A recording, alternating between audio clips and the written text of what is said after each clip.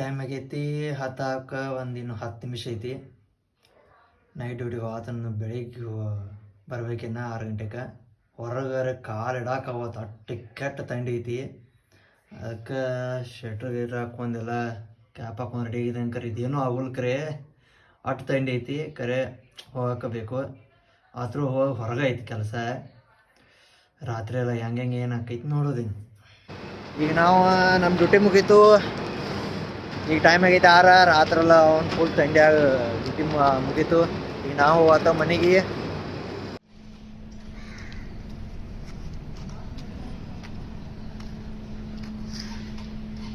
ನಾನು ಈಗ ಬೆಳಿಗ್ಗೆ 6 ಗಂಟೆಗೆ ಬಂದು ಮಲ್ಕೊಂಡೀನಿ. ಇಷ್ಟು ಜೋರು ನಿದ್ದೆ ಎತ್ತಬೇಕು. ಈಗ ಟೈಮ್ ಎಷ್ಟಾಗೈತೆ ಅಂದ್ರೆ 11:15 ಐತಿ. ಹೊಟ್ಟೆ ಹಚ್ಚಿರಲ್ಲ ಈಗ ಹಂಗೆ ಅಷ್ಟು ಥಂಡಿ. ಬೆಳಿಗ್ಗೆ ಬರುವಾಗ ನೀನು ರಾತ್ರಿ ಹೇಳಕ್ಕೆ ಹೋಗ್ಬಾರ್ದು ಅಷ್ಟು ಕೆಟ್ಟ ಥಂಡಿ ಇತ್ತು. ಬಂದು ಯಾವಾಗ ಮನೆಗೆ ಬಂದು ಮಲ್ಕೊಂಡೇನೋ ಅನ್ನತೀನಿ. ಅಷ್ಟು ಕೆಟ್ಟ ಮೈ ಪೂರ ತಂಪ ಅಷ್ಟು ಕೆಟ್ಟ ಹೊರಗೆ ಥಂಡಿ ಐತಿ.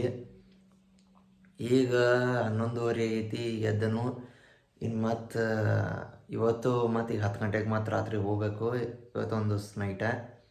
ಅದಕ್ಕೆ ಮನೆಯದೆಲ್ಲ ಕೆಲಸ ಮುಗಿಸ್ಕೊಂಡು ಮತ್ತೇನು ಮತ್ತು ಮಕ್ಕೊಂಬಿಡ್ತಾನು. ಯಾಕಂದ್ರೆ ರಾತ್ರಿ ನಿದ್ದೆ ಬರಬಾರ್ದು ಅದಕ್ಕೆ.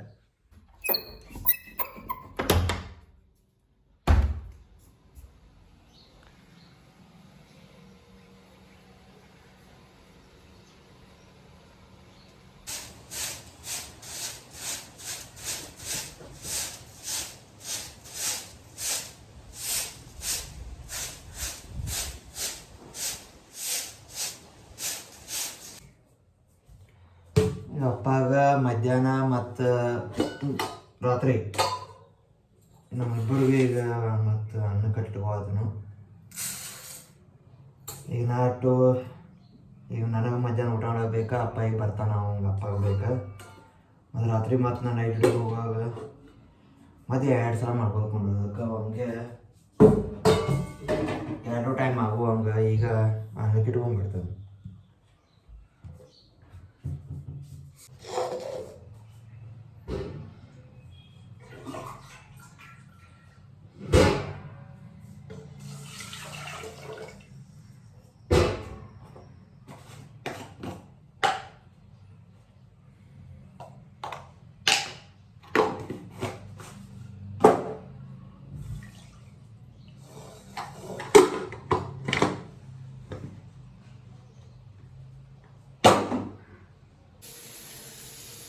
ಇಲ್ಲಿ ಅನ್ನ ಆಟೋ ಆಯ್ತು.